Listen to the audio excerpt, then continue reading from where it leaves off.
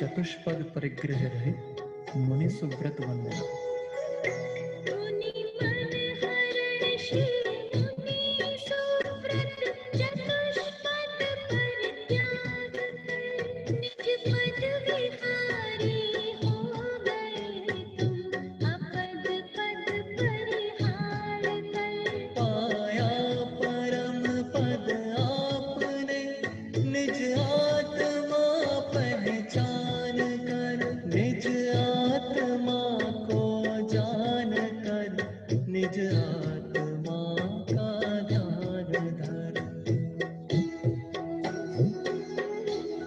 वाहन परिग्रह रहे नमे नाथ वंदना।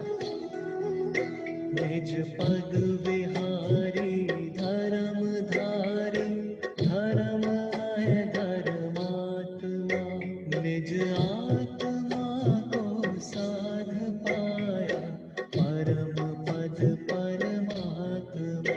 हे ज्ञान त्यागी नमी तेरी शरण में मम आत्मा तूने बताया जगत को सब आत्मा परमात्मा।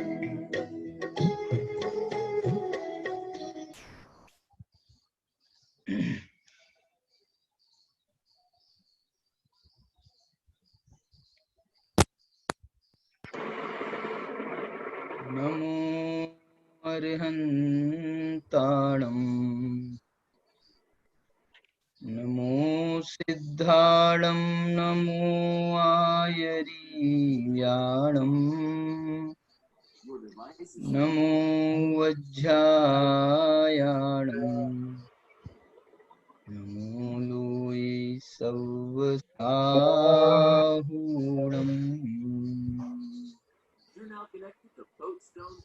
नाणमयम् अपाणम् उपलब्धं जेन झडियकम्मेन चैऊनय परदव्यम् नमो नमो तस्य देवस्य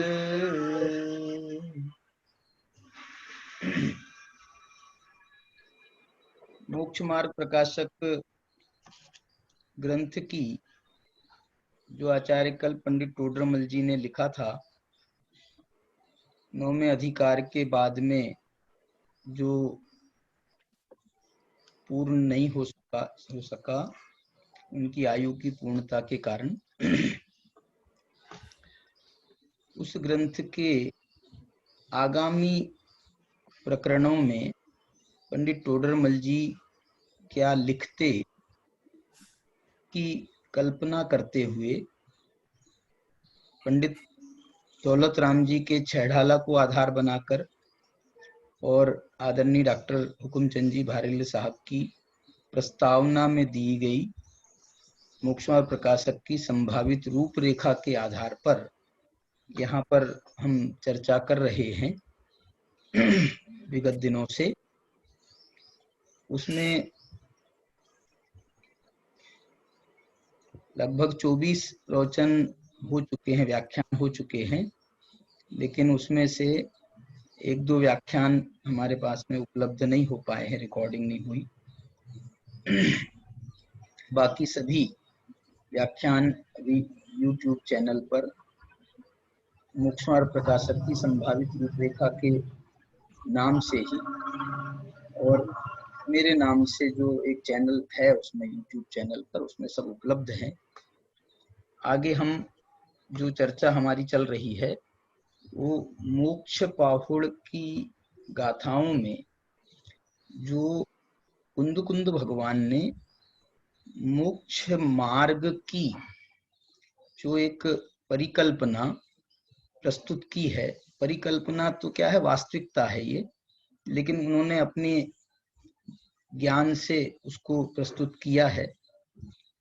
और ऐसा भी कहा जाता है कि आचार्य कुंद भगवान को भी जो परंपरा से भगवान महावीर की परंपरा से अंग पूर्वों का ज्ञान था वो ह्रास होता जा रहा था लेकिन कुंद कुंद भगवान को भी उसका कुछ अंश उनको भी प्राप्त था और उसी के माध्यम से उन्होंने ये पंच परमागमों की रचना की है।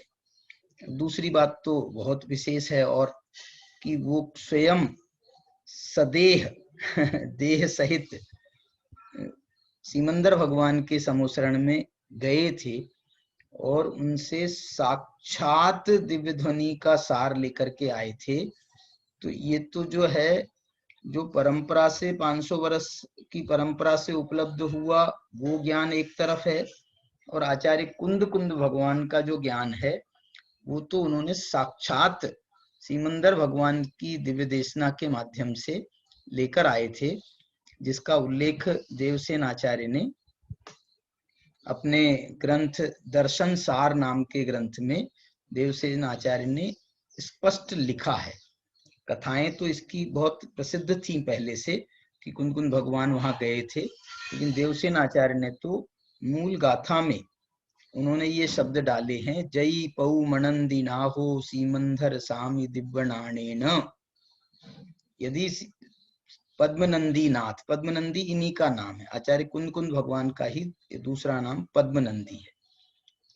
उनका जन्म का नाम भी पद्मप्रभ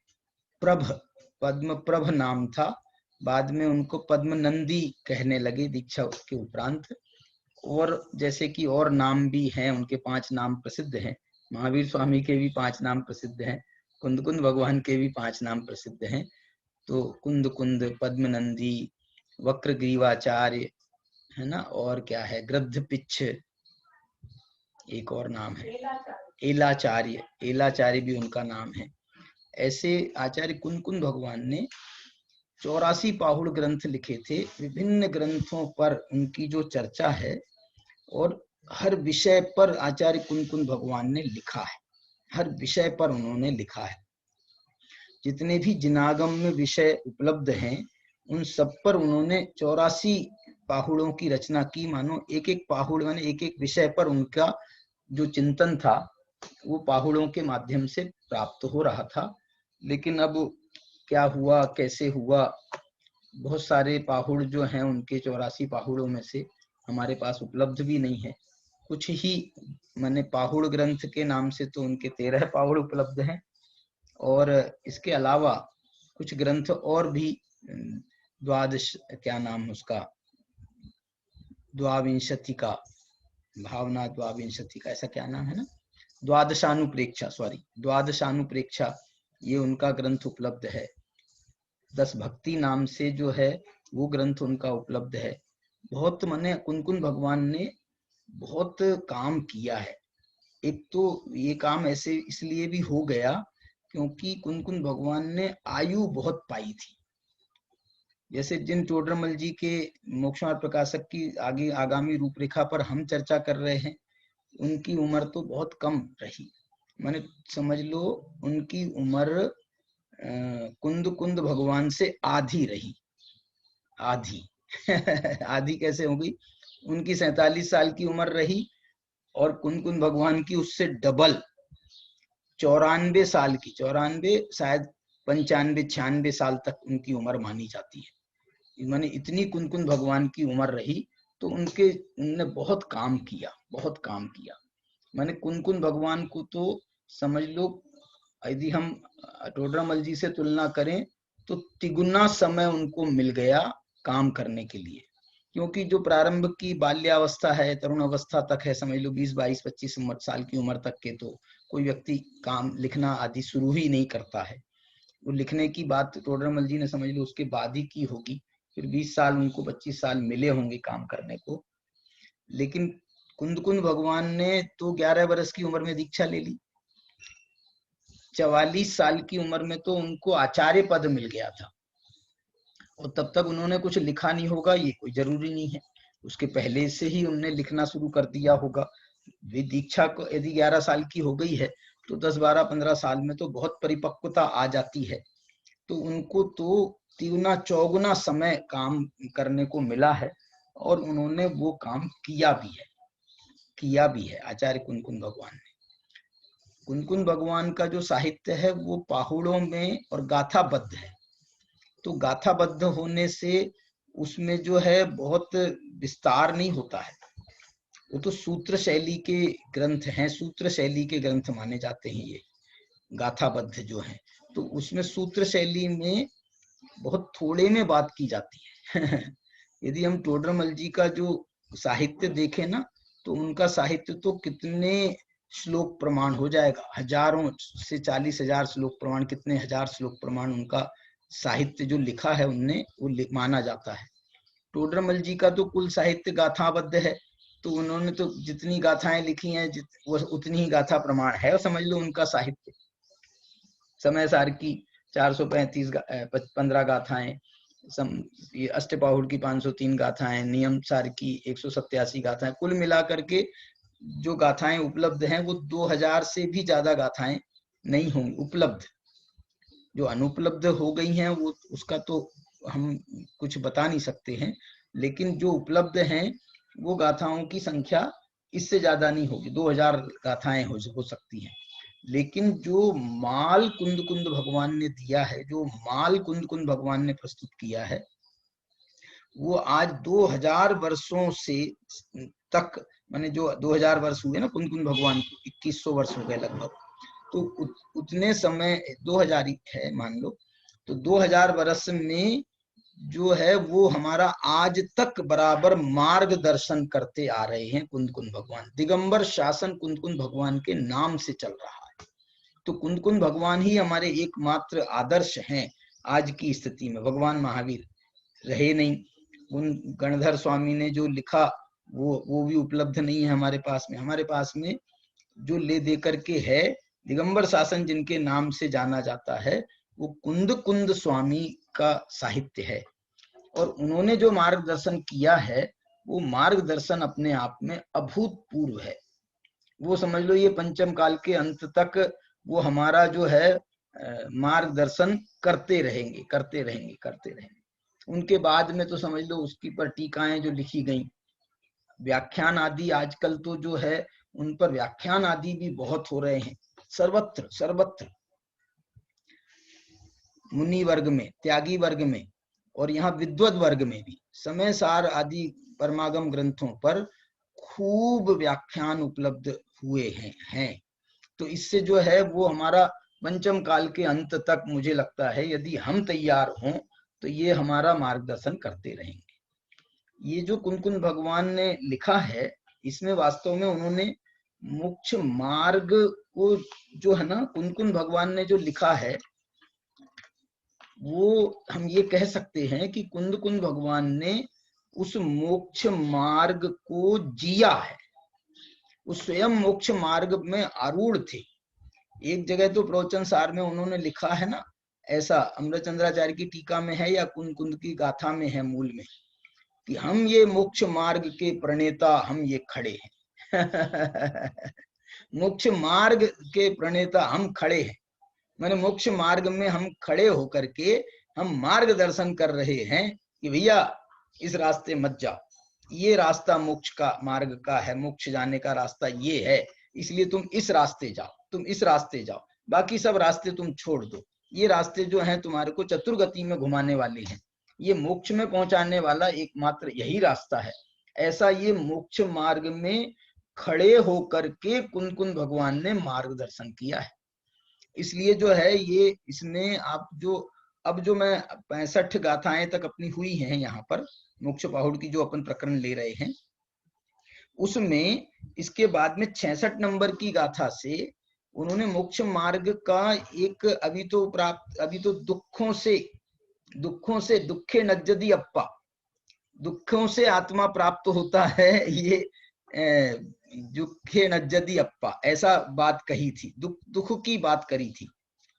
अब ये यहाँ पर उसका वो समझ लो उसका भी एक प्रैक्टिकल बता रहे हैं। वो 65 नंबर की गाथा जिसमें दुखे नज्जदी अप्पा कहा था, उसमें ही उन्होंने ये दूसरी पंक्ति में लिखा था, दुखे नज्जदी अप्पा अप्पणाउन भावना दुखम भावीय सहाव पुरुषो, भावना के स्वभाव में स्थित पुरुष विषयेषु विरज्जते दुखम, वो जो है बहुत पुरुषार्थ करके, दुख का अर्थ है पुरुषार्थ, वो बहुत पुरुषार्थ करके विषयों से विरक्त होता है, विषयों से विरक्त होता है, विषयों से विरक्त होता है। अब आप बोलोगे साहब विषयों से विरक्त होना क्यों कह रहे हो, विषयों से विरक्त होना क्यों कह रहे हो? तो यहाँ पर विषयों से विरक्त होना इसलिए कह रहे हैं क्योंकि अब ये गाथा आगे की 66 नंबर की गाथा इससे लिंक है गाथा का। वो ये कह रहे हैं तामणज्जय्यप्पा विषयेषु विरज्यते दुखम, विषयों से विरक्त होना तुम, दुखम का मतलब है एट एनी कॉस्ट, दुखों से, दुख से माने विषयों से विरक्त होना। दुखम का अर्थ ये है कि कितना ही कष्ट होता हो तो भी तुम जो है ये विषयों से विरक्त होना, कितना ही कष्ट होता हो, कितना ही दुख होता हो, कितनी तकलीफ हो, लेकिन तुम जो है ना वो सब तकलीफें सहन कर लेना, दुखों से विरक्त होना। क्योंकि ये दुख, सॉरी, इन विषयों से विरक्त होना। विषय का मतलब क्या? विषय का जो मतलब जहां यहाँ पर इस संदर्भ में, यहाँ पर विषय का मतलब तो जितने भी ज्ञान के विषय होते हैं वो भी विषय कहलाते हैं, इंद्रियों के विषय वो भी विषय कहलाते हैं। अभी एक भाषा हमारे यहाँ चलती है दृष्टि का विषय वो भी विषय कहलाता है, सम्यक दर्शन का विषय।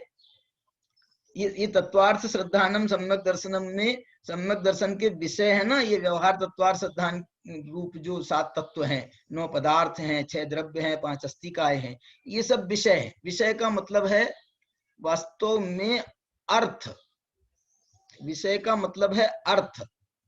लेकिन यहाँ पर जैसे वहां पर कहा ना तत्वार्थ सूत्र में, पहले अधिकार में उन्होंने सब ज्ञानों का वर्णन करने के बाद में फिर ज्ञानों के विषयों का वर्णन किया। मति श्रुता, मति श्रुति है ना,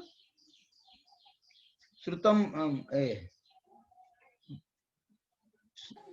मति श्रुतियोर निबंधो हाँ, द्रव्येषु मति सर्वपर्यायेषु, बराबर, मति श्रुतियोर निबंधो द्रव्येषु सर्वपर्यायेषु। मति श्रुत ज्ञान का जो निबंध है, अब ये निबंध भी इसका विषय ही अर्थ है। निबंध का मतलब क्या होता है? निबंध का मतलब होता है मति ज्ञान श्रुत ज्ञान का जो निबंध है, मति ज्ञान श्रुत ज्ञान का जो संबंध है, जो संबंध जो है वो विषय विषय का ही तो संबंध है ना। तो जो मति श्रुत ज्ञान का संबंध है, निबंध है, वो द्रव्येषु सभी द्रव्यों से है, असर्व पर्यायेषु, लेकिन उनकी सब पर्यायों से नहीं है। मति श्रुत ज्ञान की इतनी ताकत नहीं है कि वो सब द्रव्यों को जाने, ये तो ताकत है। कोई कुछ द्रव्यों को प्रत्यक्ष से जानेगा तो कुछ को परोक्ष से जानेगा, वो एक अलग बिंदु है। लेकिन जानना तो उसका, जानने का तो विषय हो गया ना, वो जान तो सकता है, प्रत्यक्ष से जाने चाहे परोक्ष से जाने, किसी भी रूप से जाने, जानने की उसमें क्षमता है। तो उस दृष्टि से यहाँ पर मति ज्ञान श्रुत ज्ञान का जो निबंध है, संबंध है, विषय है, वो सब द्रव्य हैं।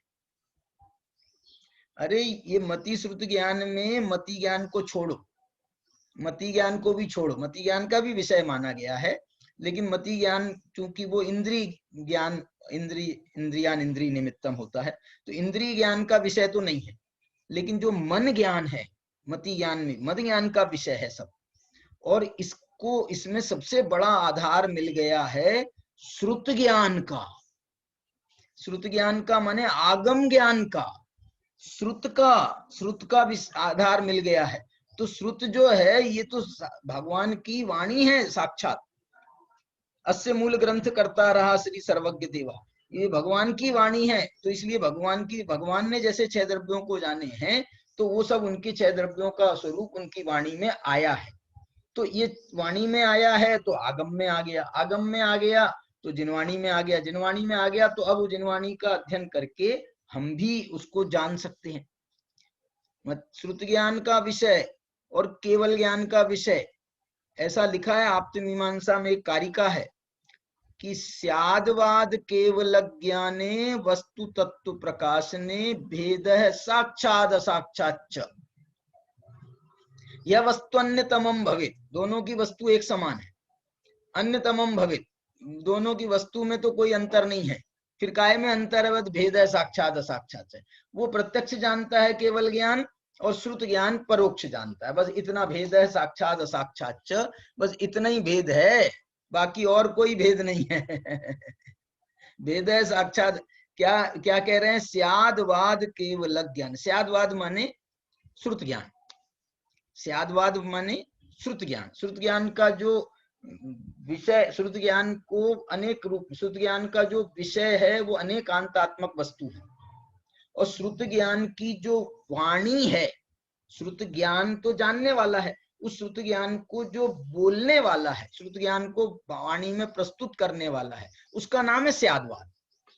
इसलिए इनका जो है 3 रूप में संबंध है, विषय और विषी, ये 2 प्रकार हो गए। विषी जो है वो 2 प्रकार का है। विषी 2 प्रकार का है, माने एक तो भाषा रूप में विषय, विषय शब्द रूप से विषय होने वाला, और एक ज्ञान का विषय बनने वाला। तो ऐसे जो हैं ये 3 की जोड़ी बन गई, शब्द अर्थ अरु ज्ञान। ये 3 नए माने गए ना, शब्द अर्थ अरु ज्ञान। तो शब्द जो है वो वाणी है, स्यादवाद है, और अर्थ जो है वो पदार्थ है, और ज्ञान जो है वो उसको जानने वाला ज्ञान। तो ऐसे जो है ये 3 तिराहा है, तिराहा कह लो। तो इस प्रकार से जो है इसकी बात यहाँ पर वो कर रहे हैं। तो ये जो है ना मति ज्ञान का जो ये इंद्रिय ज्ञान वाला पार्ट है, ये इंद्रिय ज्ञान वाला पार्ट जो है, इसको भी आचार्य वो इसका भी उस रूप से निषेध नहीं कर रहे हैं, इंद्रिय ज्ञान का निषेध नहीं कर रहे हैं, बल्कि वो इंद्रिय के विषयों में जो रति है हम जीवों की, जो उनके उसके प्रति अनुरक्ति है, विषयों के प्रति जो क्या है ना, विषयेषु रति, इसलिए तो उससे विरति करा रहे हैं। विषय में हमारी रति है, इसलिए जब तक विषयों से विरति नहीं होगी, तो देखना एक बात समझने की है भाई, हमारे पास में बहुत अल्प ज्ञान है, अल्प ज्ञान है। उस अल्प ज्ञान को हम जो है ना जिस विषय में लगा देवें, तो उस विषय का तो थोड़ा बहुत ज्ञान हो जाता है, और जिस विषय में हम नहीं लगा पावे, तो उस विषय से तो हम बिल्कुल शून्य हो जाते हैं, रिक्त रह जाते हैं। ऐसे ही यहाँ आचार्य भगवान कह रहे हैं तुमको आत्मा जानना है, आत्मा जानना है। और यदि तुमको आत्मा जानना है, तो उसमें सबसे बड़ी यदि कोई बाधा है, सबसे बड़ी यदि कोई बाधा है आत्मा को जानने में, और वो बाधा है इंद्रिय ज्ञान की। जो ज्ञान इंद्रियों में लगा है, तो वो जो है वो इंद्रियों में लगा हुआ ज्ञान, वो बस इंद्रियों में लगा हुआ ज्ञान कितने में, कितने विषय होता है उसका?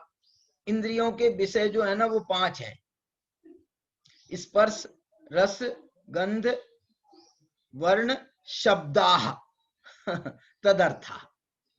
स्पर्श रस गंध वर्ण और शब्द, ये 5 इंद्रियों के विषय हैं। तो 5 इंद्रियों के विषय जो, और ये पांचों जो हैं ये पौद्गलिक हैं।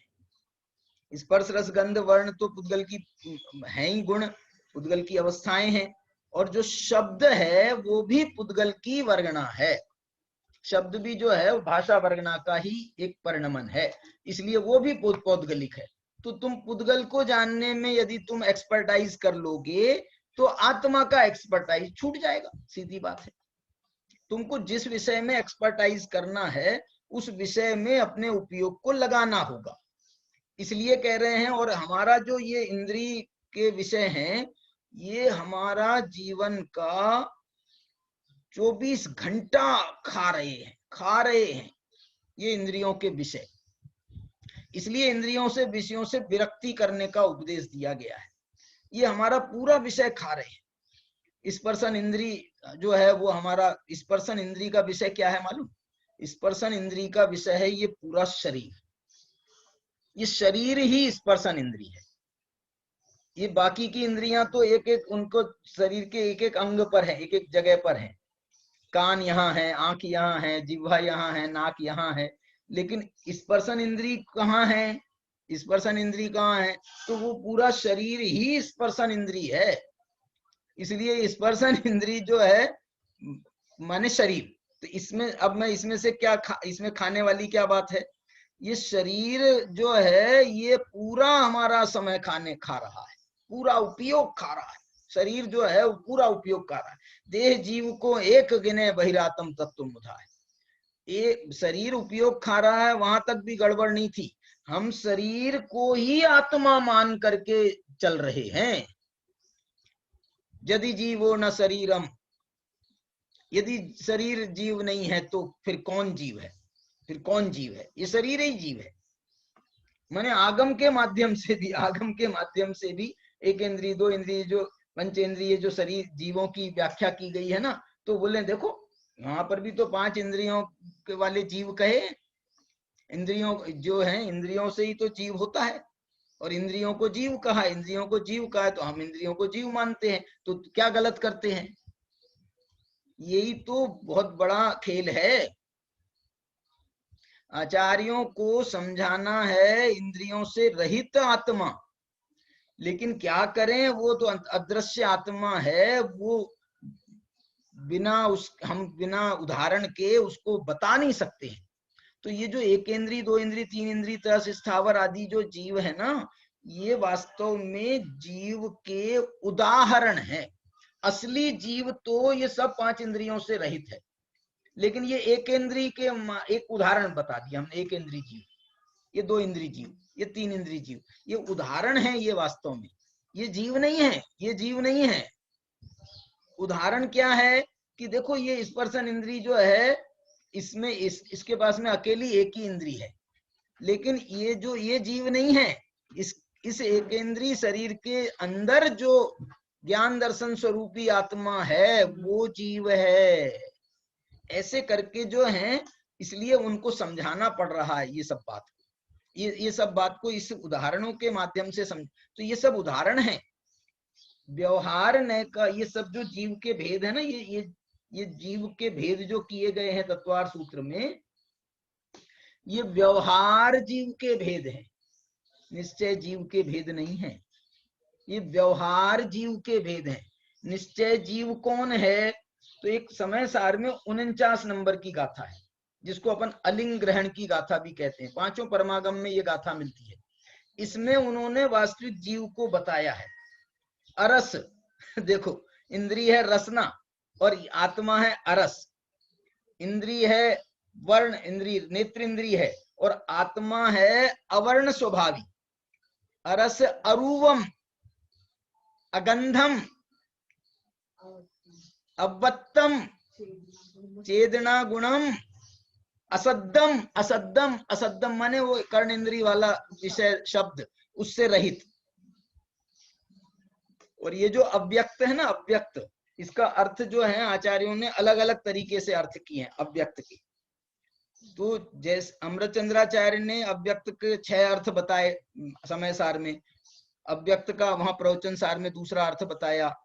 जैसे आचार्य ने इस अव्यक्त का मतलब मालूम क्या बताया? अव्यक्त का मतलब बताया है अस्पर्श। क्या अर्थ बताया? अस्पर्श।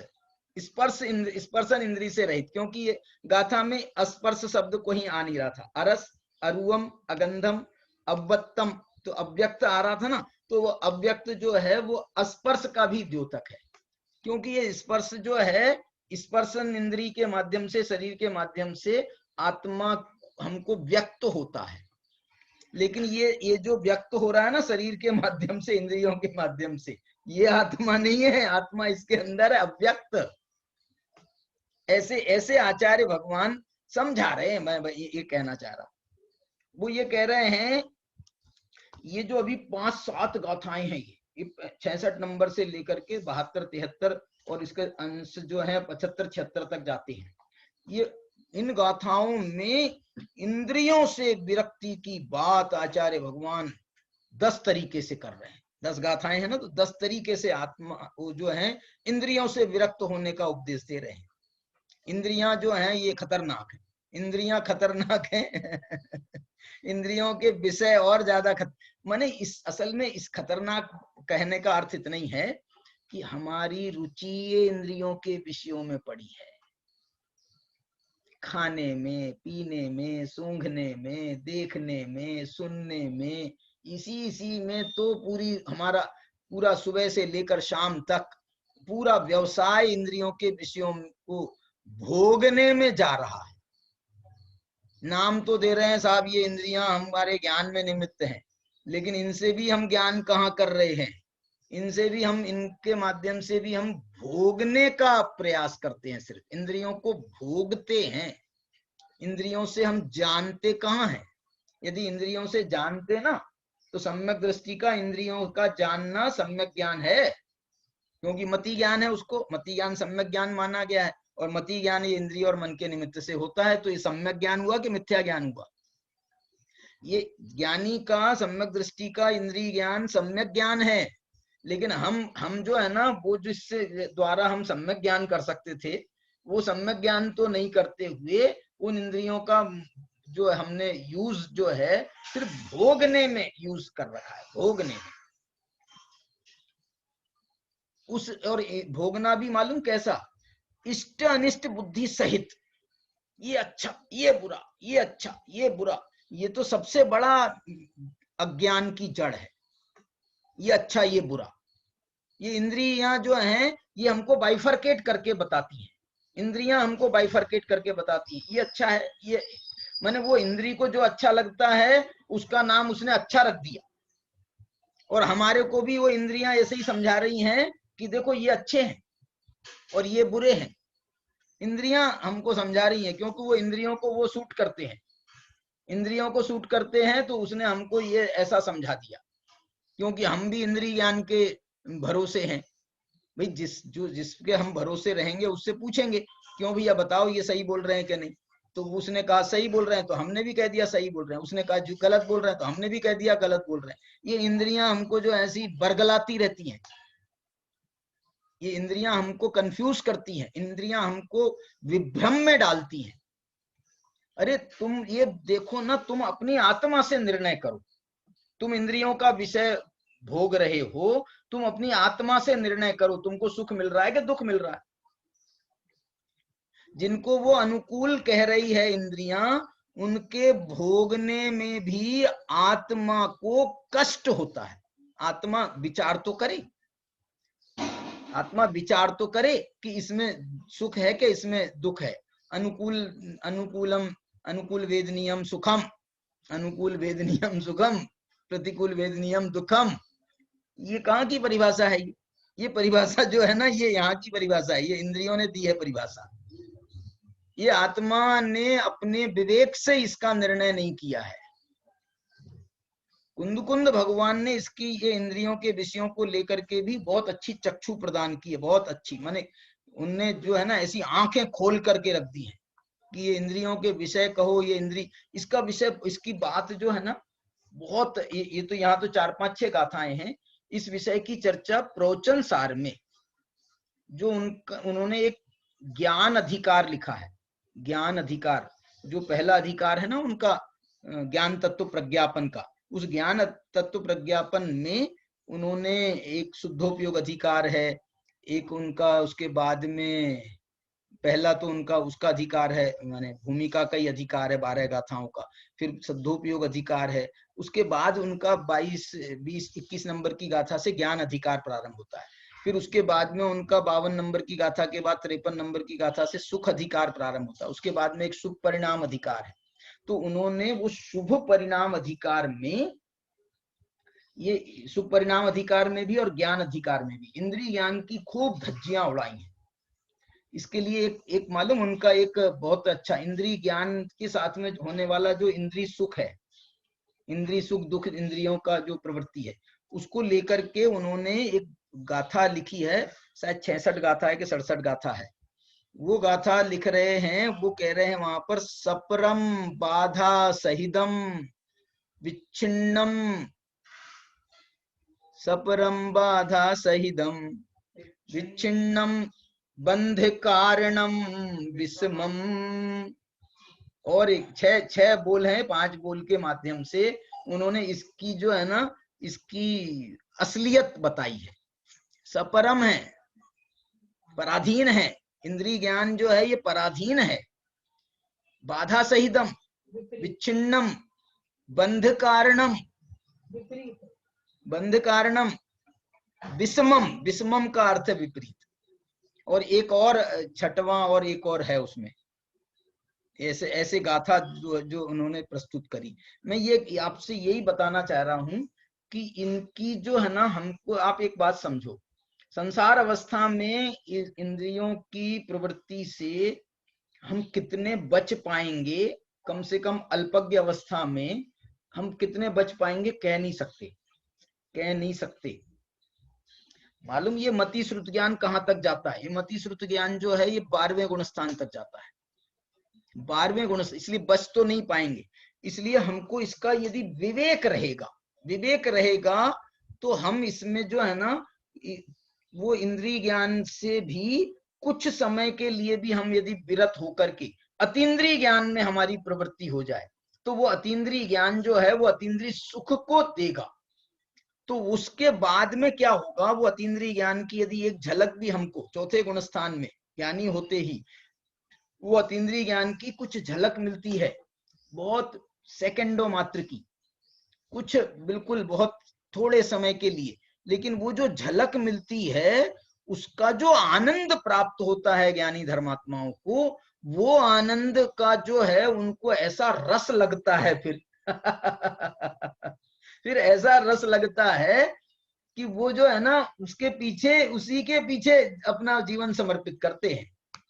और फिर जो है धीरे धीरे इंद्रिय ज्ञान की प्रवृत्ति कम होती जाती है, अतीन्द्रिय ज्ञान बढ़ता जाता है, और वो बढ़ते बढ़ते बढ़ते बढ़ते 12वें गुण स्थान में उसकी समझ लो एक शीर्ष पर पहुंचता है, और केवल ज्ञान होते ही वो इंद्रिय ज्ञान समाप्त, सर्वथा समाप्त, अनंत काल के लिए समाप्त। अब केवल ज्ञान हुआ, वो अतीन्द्रिय ज्ञान है, प्योर अतीन्द्रिय ज्ञान है। माने अभी जो ज्ञानियों का पास भी अतीन्द्रिय ज्ञान होता है, लेकिन उनका अतीन्द्रिय ज्ञान में मिक्सिंग है, इंद्रिय ज्ञान अतीन्द्रिय ज्ञान दोनों साथ साथ चल रहे हैं, लेकिन वहां जाकर के उसकी पूर्णता होती है तो अतीन्द्रिय ज्ञान ही अतीन्द्रिय ज्ञान रह जाता है फिर वहां पर 13वें गुण स्थान। तो ये जो है, ये इसलिए कह रहे हैं कि ये इंद्रिय ज्ञान की प्रवृत्ति को तुम सर्वथा नष्ट तो कब, कैसे, कब करोगे? अभी के लिए तो तुमको ये उपदेश है कि जितना कम कर सको उतना कम करो। इसको इंद्रियों के विषयों में प्रवृत्ति जितनी कम कर सकते हो उतनी करो। इसके लिए देखो ये बहुत अच्छी गाथा, 66 नंबर की गाथा जो मैं आपको बता रहा हूं ना, इसमें तो ये कह रहे हैं कि जब तक तुम ये इंद्रियों के विषयों में प्रवृत्ति बंद नहीं करोगे तब तक तुम्हें आत्मा प्राप्त नहीं होगा।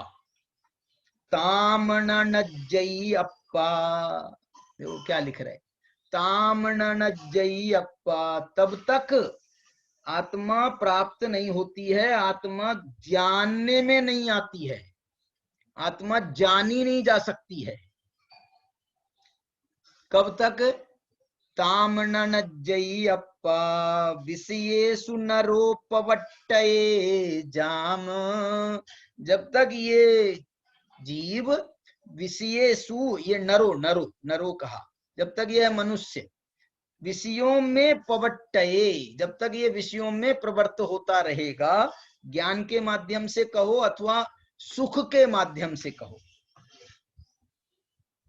अरे इंद्रियों का जो सुख होता है वो क्या इंद्रिय ज्ञान से रहित होता है? अरे सुख का भी तो जो है ज्ञान तो होना ही है ना, ज्ञान तो आत्मा का स्वभाव है, ज्ञान तो लक्षण है आत्मा का, उसका भी तो जानना होना ही होगा। इसलिए जो है ये कह रहे हैं जब तक इंद्रियों के विषयों में पवट्टये जाम तामणनज्जयी अप्पा। अब आप बोलोगे साहब तुमने तो कहा था एक साथ चलेंगे ये मोक्ष मार्ग में, चौथे गुण स्थान से लेके 12वें गुण स्थान तक के ये इंद्रिय ज्ञान अतीन्द्रिय ज्ञान साथ साथ चलेंगे। तो साथ साथ तो चलेंगे, लेकिन जो इंद्रिय ज्ञान है वो अतीन्द्रिय ज्ञान नहीं है, जो अतीन्द्रिय ज्ञान है वो इंद्रिय ज्ञान नहीं है। इंद्रिय ज्ञान और अतीन्द्रिय ज्ञान साथ साथ चलेंगे कब कहा जा सकता है बताओ? जब उसके अंश अलग रहें और इसके अंश अलग रहें। इंद्रिय ज्ञान की जो धारा है वो अलग रहे और अतीन्द्रिय ज्ञान की धारा अलग चले। भले ही एक ही नदी में दोनों धाराएं चलें, एक ही नदी में दोनों धाराएं चलें, एक ही आत्मा की एक ही ज्ञान पर्याय के ये दो अंश हैं, एक इंद्रिय ज्ञान का और एक अतीन्द्रिय ज्ञान का। इसको आप ऐसे भी कह सकते हो, उपयोग और लब्धि में भी बांट सकते हो। जब जब इंद्रिय ज्ञान की विषय प्रवृत्ति में उपयोग होगा तो अतीन्द्रिय ज्ञान जो है वो लब्ध रूप हो जाएगा, गौण हो जाएगा। जब अतीन्द्रिय ज्ञान मुख्य होगा तो वो जो है इंद्रिय ज्ञान लब्ध हो जाएगा, वो गौण हो जाएगा। तो ऐसा भी इसमें प्रवृत्ति मानी जा सकती है। ताम न नज्जयप्पा, तब तक तुम आत्मा को नहीं जान सकते। आत्मा की चर्चा इस भाषा में जितनी स्पष्ट भाषा में ये अष्टपाहुड़ कह रहा है, मैं तो आपसे ये कहना चाहता हूं समय सार और प्रवचन सार पंचास्तिकाय में भी ये भाषा में प्रयोग नहीं हुआ है। उसमें तो आचार्य बहुत गंभीरता में पहुंच गए, गहराई में पहुंच गए। लेकिन ये जो स्थूल भाषा है, स्थूल भाषा क्यों कह रहा हूं, स्पष्ट भाषा है। ये भाषा लिख रहे हैं तामना नज्जयप्पा, माने आत्मा, आत्मा की पहले कहा था ना उनने, दुखे नज्जयप्पा, माने हर जगह अप्पा अप्पम्मी रहो, आत्मा झायब्बो नहीं अप्पा, माने वो आत्मा की बात करते हैं खुल्लम खुल्ला। कुंद कुंद भगवान जो हैं ये खुल्लम खुल्ला, वहां तो थोड़ी गहराई में उतर गए हैं समय सार प्रवचन सार आदि में, तो वो गहराई में जो है ये भाषा उतनी खुल करके नहीं आई है। लेकिन यहाँ आचार्य तो कह रहे हैं भैया ये भाषा में पहले समझ लो। ये भाषा जो है ये बड़ी खुली भाषा है, बहुत बहुत। ये पूरा अभी जो अपन ये पढ़ रहे हैं ना, आपको हर गाथा में ये आत्मा मिलेगा, हर गाथा में आत्मा मिलेगा। इसलिए ये तो जो है बहुत ही जोरदार है। वास्तव में तो इसकी टीका लिखी जाती यदि अमृतचंद्राचार्य जैसे आचार्यों के द्वारा, तो पता नहीं इसमें कितना रहस्य उजागर होते, क्या मजा आता। लेकिन जो भी है उपलब्ध हमारे पास में, हम उससे ही काम, जयचंद जी ने बड़ा प्यारा काम किया इसमें। सुरत सागर सूरी के भी कुछ अंशों को जो हम छोड़ दे रहे हैं, या उसमें से कुछ जो असल में जो है ना वो 20 पंथ के समर्थक थे, इसलिए वो पॉइंटों को यदि हम छोड़ दे दें तो जो है बाकी उसमें भी बहुत अच्छा वर्णन है।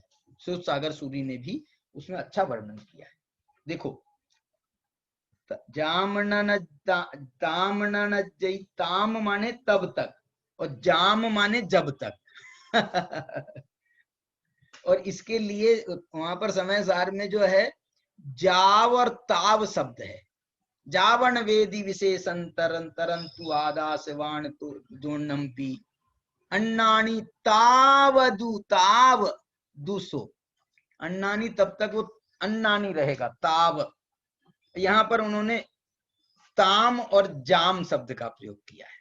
इसको जाव और ताव भी आप कह सकते हो। तावणन जई अप्पा विषयेषु नरोपवट्टये जाव, ये ज्यादा निकट है, यावत तावत। तो जाव और ताव शब्द जो है वो निकट है, लेकिन प्राकृत में बहुत बहुत जो है ना उसमें गुंजाइश होती है प्राकृत में। अब और क्या लिख रहे हैं, ये विचार करके कि जब तक विषयों में प्रवृत्ति रहेगी तब तक आत्मा प्राप्त नहीं हो सकता, आत्मा जाना नहीं जा सकता।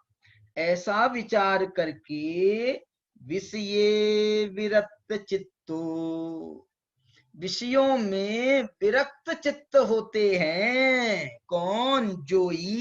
योगी। जाने अपानम, ओ जैसे ही विरक्त चित्त होते हैं ओ आत्मा का जानना खुल जाता है, खिल जाता है। जाने अप्पा, जो ही जाने अपानम विषयेषु विरक्त चित्तो, विषयों से विरक्त चित्त हुए, और अप्पा जाने जोई। अब योगी जो हैं वो आत्मा को जानने लगते हैं, आत्मा को जानने लगते हैं। इसमें आगे एक गाथा और आने वाली है, इसमें जो है ना वो ध्यान वाले प्रसंग आने वाले हैं। उसमें तो कुन भगवान ये बोलने वाले हैं और ये बात खड़ी करने वाले हैं, अरे कैसी बात कर रहे हो, आत्मा को जान लेंगे। वो योगी आत्मा को जानते हैं, आत्मा को जानते हैं। बोले आत्मा को क्या जानते हैं, आत्मा का ध्यान तो इस काल में होता ही नहीं है। चार पांच गाथाएं हैं इसको कि कालो काले जो है ये जो भरे है दुस्सम काले, ये गाथा यही यहीं पर है। नहु कालो भणई झाणस, ये काल जो है ध्यान का काल नहीं है। ध्यान का काल नहीं है माने आत्म ध्यान का काल नहीं है। मैंने कह रहे हैं ना, कई लोग ऐसा कहते हैं कि पंचम काल में तो आत्मा का ध्यान नहीं होता। भाई वो ध्यान, वो आत्मा का ध्यान, शुक्ल ध्यान जिसको अपन कह सकते हैं, पंचम काल में ध्यान नहीं होते का अर्थ शुक्ल ध्यान नहीं होता है, ये कहने में तो कोई आपत्ति नहीं है। क्योंकि शुक्ल ध्यान के बल पर श्रेणी आरोहण होता है, शुक्ल ध्यान के बल पर 12वां गुण स्थान होता है, शुक्ल ध्यान के बल पर केवल ज्ञान होता है, शुक्ल ध्यान के बल पर मोक्ष होता है। तो ये जो है ना, ये चारों शुक्ल ध्यान के भेद नहीं होते हैं, इसमें कोई वो नहीं है। लेकिन अरे ध्यान माने अकेला शुक्ल ध्यान ही ध्यान है क्या? धर्म ध्यान ध्यान नहीं है क्या? धर्म ध्यान ध्यान नहीं है क्या? तो धर्म ध्यान तो हो सकता है ना। अरे धर्म ध्यान में निश्चय धर्म ध्यान और व्यवहार धर्म ध्यान, ये दो भेद हैं धर्म ध्यान के। और निश्चय धर्म ध्यान का जो विषय है वो आत्मा ही है, इसलिए आत्मा का ध्यान पंचम काल में नहीं होता, ऐसा कैसे कहा जा सकता है? इसलिए वो अपन अभी ध्यान की 4 गाथाएं आएंगी, वो अपन आगे पढ़ने वाले हैं। ये आने वाली है कहाँ से मालूम? 73वीं गाथा से। अभी अपनी गाथा चल रही है 66। ये 7 गाथाओं में तो विषयेषु विरक्त चित्तो, विषयों से विरक्ति की बात कर रहे हैं आज। यहाँ पर तो अब जाम और ताम की बात करी। तब तक आत्मा नहीं जाना जा सकता जब तक विषयों से विरक्ति नहीं होगी। इसलिए जो है योगी विषयों से विरक्त होते हैं। तो और जैसे ही विषयों से विरक्त होते हैं तो यहाँ आत्मा जो है वो स्पष्ट खुल करके आ जाता है। असल में देखो क्या हो रहा है, ये जो 5 इंद्रियां है ना, इन इंद्रियों ने जो अतीन्द्रिय आत्मा अंदर है, जो अतीन्द्रिय आत्मा अंदर है, उसके ऊपर एक आवरण डाल दिया है, आवरण डाल दिया है। इसलिए हमको इनका आवरण हटाना पड़ेगा। इनका आवरण हटाएंगे तो वो आत्मा प्रकट हो जाएगा। तो इंद्रियों से विरक्त चित्त होने पर वो इंद्रियों का आवरण हटता है।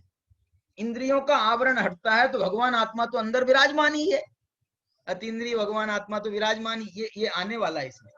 इंद्रियों के लिए इन्होंने एक शब्द दिया है आचार्य भगवान ने, आवरिया। एक शब्द क्या दिया है? आवरिया। ये आवरण करने वाली है। चर्यावरिया चर्यावरिया, ये गाथा 73 में आने वाला शब्द है, चर्या आवरिया। चर्या पर ये आवरण डालने वाली है, चर्यावरिया। इसलिए यहाँ पर जो है ये इंद्रियां जो है ना, ये इनसे विरक्ति हो जाएगी तो आत्मा आपको मिल जाएगा। दूसरा अर्थ ऐसा कह सकते हैं, तुम आत्मा की अनुरक्ति करोगे, आत्मा को जानने का उद्यम करोगे। तो जैसे ही तुमने आत्मा को जानने का उद्यम किया तो ये इंद्रिय ज्ञान छूमंतर होता है। इंद्रियों की जो विषयों की प्रवृत्ति है वो छूमंतर हो जाती है। वो छूमंतर हुई तो आत्मा को जानना का तुम प्रयत्न ही कर रहे थे और आत्मा साक्षात सामने उपलब्ध हो जाएगा। देखो ये ऐसे उपलब्ध होता है, माने उसके साथ में हम आत्मा के साथ में अपने उपयोग को लिंक करें ना। दादा एक उदाहरण देते थे, बहुत पहले हमने सुना, जब रेडियो का जमाना था ना, रेडियो का जमाना था, तो वो रेडियो में 2 बटनें होती थी, 2। एक में तो आवाज कम ज्यादा होती थी और दूसरे में वो रेडियो के भी चैनल होते हैं, चैनल। तो ये जो चैनल जो है ना, वो दूसरी बटन अपन घुमाते हैं तो वो चैनल बदलते हैं, चैनल बदलते हैं। तो वो चैनल बदलते हैं तो वो जो वो अभी जैसे आजकल चलते हैं ना, 99.9 नाम का चैनल है, 99.3 नाम का चैनल, ऐसे कुछ है नंबर। FM के चैनल है, FM चैनल है। तो उनके जो है ना, वो आप अपनी सुई को वो 99.5 पर आपने यदि उसको सेट किया तो वहां से तो वो आवाज आनी है। यहाँ आपकी आवाज बड़ी होनी चाहिए साउंड की आवाज बड़ी रहेगी और वो चैनल आपने 99.5 पर, जो भी चैनल का नंबर होगा मेरे को मालूम नहीं, तो वो जो चैनल पर आपका गया तो वो तो फिर आपको जो सुरीला संगीत वहां पर आ रहा है वो आपको सुनने मिलेगा मिलेगा मिलेगा। आपका उपयोग का जो जो सुई है ना, उपयोग की सुई, वो आपको अपनी शुद्धात्मा पर, शुद्धात्मा के चैनल पर आपको घुमा करके सेट करनी पड़ेगी। वहां सेट करोगे तो बाकी चैनलों की आवाज अपने आप बंद हो जाएगी। बाकी चैनल कौन से? वो स्पर्शन इंद्री का चैनल, वो रसना इंद्री का चैनल, वो घ्राण इंद्री का, सबके चैनल चल रहे हैं। सबके चैनल चल रहे हैं और सब अपने अपने चैनल को रिझाने की एडवर्टाइज करते हैं। स्पर्शन इंद्री कह रहा है तुम मेरे पास आओ उपयोग को, रसना इंद्री कह रही मेरे पास आओ, घ्राण इंद्री कह रही है मेरे पास आओ, सब अपने पास बुलाने के लिए उद्यत हैं। और तुमको यदि भगवान आत्मा चाहिए हो, क्योंकि ये ज्ञान तेरे को भगवान आत्मा इसलिए चाहिए है, इसलिए जाना चाहिए भगवान आत्मा के पास में, क्योंकि ये भगवान आत्मा तेरी जननी है, जननी। हे ज्ञान, तेरे को पैदा किसने किया? तेरे को पैदा किसने किया? यदि ये आत्मा नहीं होता तो ज्ञान गुण होता, और ज्ञान गुण नहीं होता तो तू क्या ज्ञान की पर्याय तेरी पैदा होती? इसलिए तेरा सबसे पहला परम कर्तव्य है, जैसे लोक में कहा जाता है ना, अपने माता पिता जो हैं वो हमारे, उनके प्रति जो हमारे कर्तव्य हैं वो परम कर्तव्य है। क्यों परम कर्तव्य है उनके प्रति? क्योंकि वो नहीं होते तो हम पैदा नहीं होते ना, इस दुनिया में ही हम नहीं आते। इस दुनिया में हम आए हैं तो ये माता पिता की कृपा है, माता पिता की कृपा से हम आए हैं, इसलिए माता पिता के प्रति हमारे परम कर्तव्य माने जाते हैं। ऐसे ही इस भगवान आत्मा के प्रति हमारा परम कर्तव्य क्या है? हमारा छोड़ो, इस उपयोग का। और तुम जो है अपने को उपयोग ही समझो। तुम कहाँ, मैं कहाँ, जहां मेरा उपयोग। मैं कहाँ, जहां मेरा उपयोग। तुम कहाँ, जहां तुम्हारा उपयोग। मैंने, हम जो है ना उपयोग में ही तो जीते हैं, 24 घंटे हम उपयोग में जीते हैं। ये बात अलग है कि हम उस उपयोग का बंटाधार कर रहे हैं, उस उपयोग की जो है मट्टी पलीत कर रहे हैं, उस उपयोग का दुरुपयोग कर रहे हैं, उस उपयोग का दुरुपयोग कर रहे हैं, ये बात अलग है। लेकिन हम चल रहे तो सदाकाल उपयोग में ही है, उपयोग स्वभाव में ही चल रहे हैं। उपयोग के बिना तो कहीं कोई अवस्था है ही नहीं, कोई अवस्था नहीं है उपयोग के बिना। सब अवस्थाएं उपयोग की अवस्थाएं, ऐसा कहो तो चलेगा। ज्ञान दर्शन ये उपयोग की अवस्थाएं, ये भी चलेगा। दर्शन ज्ञान चारित्र ये भी उपयोग की अवस्थाएं हैं, ये भी चलेगा। ये भी सब उपयोग की अवस्थाएं। सुख दुख ये उपयोग की अवस्था है, सुख दुख ये उपयोग की अवस्था। क्यों उपयोग की अवस्था माने क्या? अरे उपयोग के बिना ये जाने नहीं जा सकते ना। ये सब को जानने में उपयोग आपको लगाना पड़ेगा। आपको सुख हो रहा है क्या दुख हो रहा है, आपको उपयोग लगाना पड़ेगा कि नहीं लगाना पड़ेगा?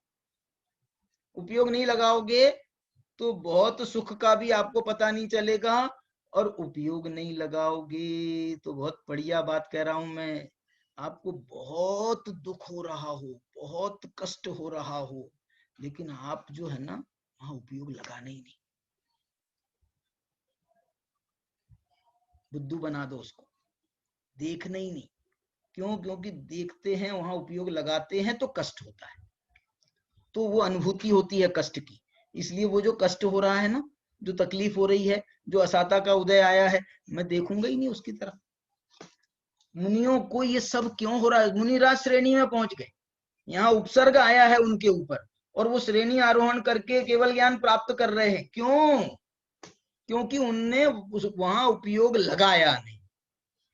हमको तो जरा सी वहां सड़क पर से जाता हुआ कोई आदमी छींकता है ना, तो यहाँ हमको आवाज आती है, जैसे हम उसको सुनने के लिए बैठे थे कि कोई निकले। हम अपने उपयोग को अपने में रखते ही नहीं है, इसलिए जो बाहर में उपयोग लगाते हैं, तो बाहर का ही सब वो उपयोग जो है जहां लगाओगे वहां का वो तुमको ज्ञान कराएगा, वहां का आपको वो कराएगा, बोध कराएगा। इसलिए ये उपयोग की बात है। इंद्रियों के प्रति विरक्त चित्त होना ये उपयोग का खेल है, और आत्मा के प्रति अनुरक्त होना, ये भी उपयोग का ही खेल है। तो ये देखो, अब और 67 गाथा सुनो।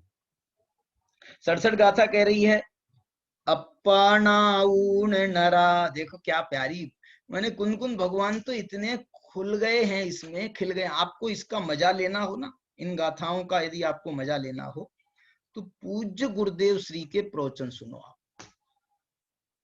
क्योंकि देखो आज जो है, यदि कोई जैसे अमृत चंद्राचार्य ने समय सार की आत्मख्याति टीका लिखी और उसका जो मर्म उजागर किया है, ऐसा यदि हम कहें आपको अष्टपाहुड़ और जो कुंद भगवान के जो 3 ग्रंथ है ना, नियम सार की टीका अमृत चंद्र की नहीं है, तो नियम सार पर, ये अष्टपाहुड़ पर यदि आपको मर्म खोलना है और उसका बहुत आनंद लेना है वास्तव में, तो पूज्य गुरुदेव श्री के प्रवचन उपलब्ध हैं। 1 बार नहीं 2 बार के प्रवचन उपलब्ध हैं अष्टपाहुड़ के। तो ये जो है, आपको एक एक गाथा पर गुरुदेव ने क्या कहा है आपको मिल जाएगा। ये देखो, ये गाथा, ऐसी गाथाएं आएंगी, और गुरुदेव तो फिर तो रमने वाले थे आत्मा में, तो वो जो है, जो विषय प्रस्तुत करेंगे आपको बहुत आनंद आएगा, आपको सुनना ही चाहिए गुरुदेव श्री के व्याख्यान। अपने अजित जी है ना, अजित जी भाई साहब बड़ौदा वाले, उन्होंने तो अभी रोज का एक जूम चैनल चालू किया है, डेली जूम चैनल भी और यूट्यूब चैनल भी। उसमें वो जो है सुबह 8:30 बजे से 9:30, यही टाइम है शायद जो अपना टाइम है ना, 8:30 से 9:30 का। मेरे से उनने कहा था, तो फिर वही कहने लगे, अरे यार तुम्हारा उस टाइम पर तुम्हारा प्रवचन चलता है। तो मैंने कहा मैं भाई साहब दूसरे टाइम पे सुन लेता हूँ। लेकिन वो जो है उस टाइम पर उनके गुरुदेव श्री के व्याख्यान डेली चल रहे हैं, डेली 365 दिन का उनने रूटीन बनाया है। तो 8:30 से 9:30 बजे तक के गुरुदेव श्री का प्रवचन, और दूसरा भी एक और प्रवचन सुनते हैं वो दूसरे टाइम भी। 2 टाइम के प्रवचन चल रहे हैं उनके। एक टाइम पे तो ये जूम चैनल पे चलता है, दूसरे टाइम पे शायद उनका निजी चलता है, ऐसा भी बोल रहे थे। तो ऐसा जो है, देखो क्या गाथा है, 67 नंबर की गाथा देखो। अप्पानाऊण नरा, आत्मा को जान करके जो नर हैं, जो मनुष्य हैं, ये तो बहुत भयंकर गाथा है ये वाली। गुरुदेव का व्याख्यान सुना मैंने इस गाथा पर। गुरुदेव जो है बोले, देखो यहाँ पर क्या कह रहे हैं। यहाँ पर जो है ना, ये कह रहे हैं आत्मा को, ये देखो 66वीं गाथा में तो ये कह रहे थे कि तुम आत्मा को जानो। अब हमने आत्मा को जान लिया तो हम जो है ना थोड़ा शिखर पर चढ़ गए, हम जो है ना अपने आप को मालूम नहीं क्या समझने लगे। तो वो जो है वो उससे भ्रष्ट हो जाता है जी। आत्मा को जानने के बाद भी जो है ना, ये कई लोग ऐसा प्रश्न पूछते हैं कि ये सम्यक दर्शन होने के बाद में छूटता क्यों है भाई साहब, सम्यक दर्शन होने के बाद में छूटता क्यों है? मालूम इसका जवाब क्या दिया है गुरुदेव ने? दिया कि हमने किसी से सुना, तो गुरुदेव कह रहे हैं, जो भी ज्ञानी हैं वो कह रहे हैं कि ये सम्यक दर्शन उत्पन्न होता है ना, तो ये सम्यक दर्शन तो आत्मा की रुचि का नाम है, लेकिन ये सम्यक दर्शन उत्पन्न होता है तो आत्मा की अनुभूति के कारण से ऐसा अतीन्द्रिय आनंद आता है, ऐसा अतीन्द्रिय आनंद आता है कि वो अतीन्द्रिय आनंद की रुचि हो जाती है। अतीन्द्रिय आनंद का जो है उसका रस, आत्मा के रस से तो अतीन्द्रिय आनंद आया था, तो आत्मा का रस तो पड़ जाता है फीका, और ये अतीन्द्रिय आनंद का रस जो है ना ये ऊर्ध्व हो जाता है। इसके कारण से जो है वो सम्यक दर्शन आत्मा के श्रद्धान का नाम था, सम्यक दर्शन के श्रद्धान का नाम सम्यक दर्शन नहीं था। तो इसलिए उनने सम्यक दर्शन का श्रद्धान हो जाने के कारण वो सम्यक दर्शन छूट जाता है। किसी किसी को, सबको नहीं, किसी किसी को।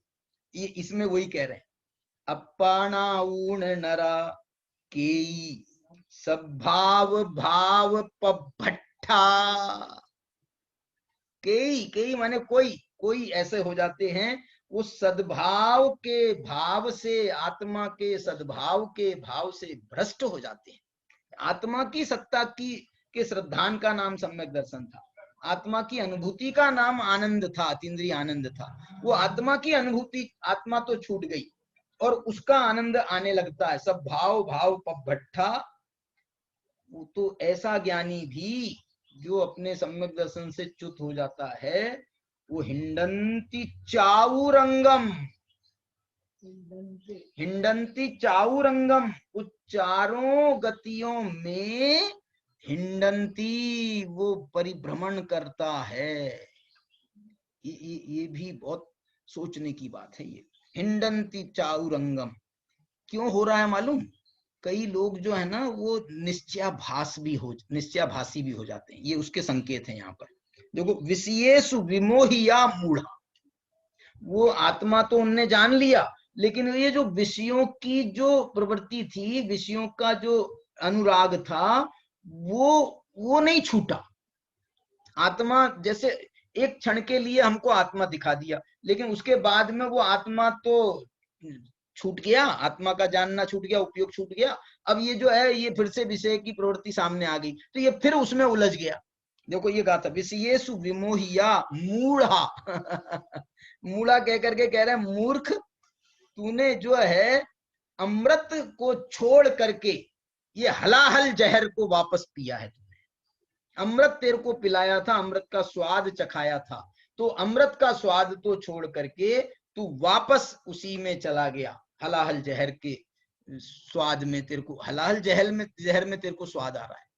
ये आजकल जो ये चल रहा है ना, ड्रग्स वगैरह का सेवन की बातें चल रही हैं, ये हलाहल जहर है, हलाहल जहर।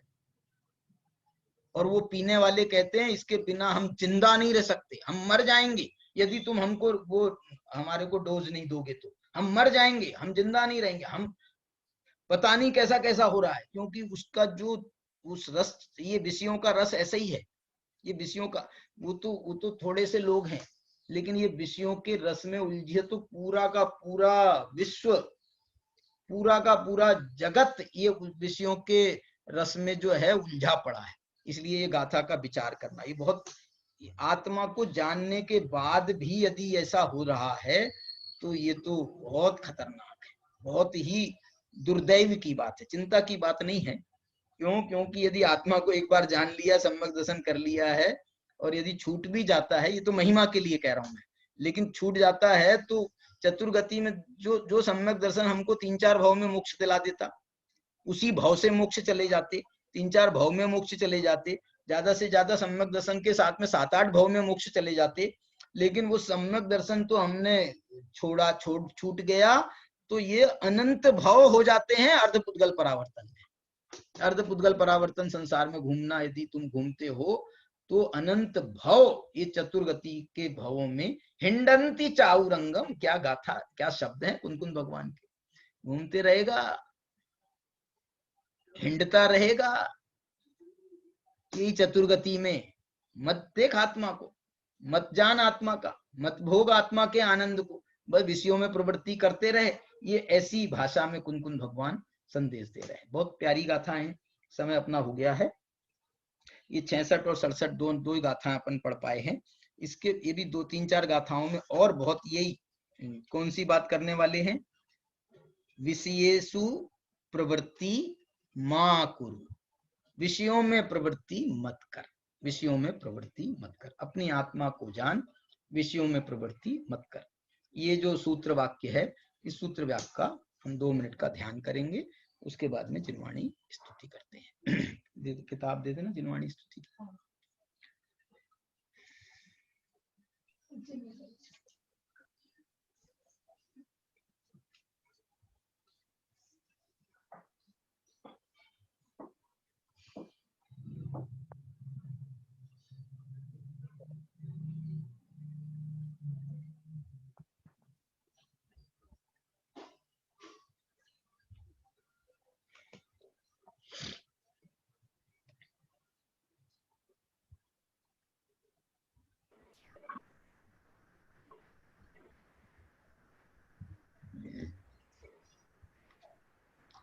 पढ़ो संयम 9 नंबर की भक्ति पढ़ लो, तुमने पहले ही पढ़ी थी। साची तो गंगा यह बीत रागवाणी, अविच्छिन्न धारा निज धर्म की कहानी। जामे अति ही विमल अगाध ज्ञान पानी, जामे अति ही विमल, कान लगा लो, अगाध ज्ञान जहाँ नहीं संशयादि पंख की निशानी, साची तो गंगा यह वीतरागवाणी, अविच्छिन्न धारा निज धर्म की कहानी। सप्तभंग जह तरंग उछलत सुखदानी, सप्तभंग जह तरंग उछलत सुखदानी, संत चित मराल विंद रमे नित्य ज्ञानी, साची तो गंगा यह वीतरागवाणी, अविच्छिन्न धारा निज धर्म की कहानी। जाके अवगाहन ते शुद्ध होय प्राणी, जाके अवगाहन ते शुद्ध होय प्राणी, भाग चंद निहचे घट माहिया प्रमाणी, साची तो गंगा यह वीतरागवाणी, अविच्छिन्न धारा निज धर्म की कहानी। बोलो जिनवाणी माता की जय।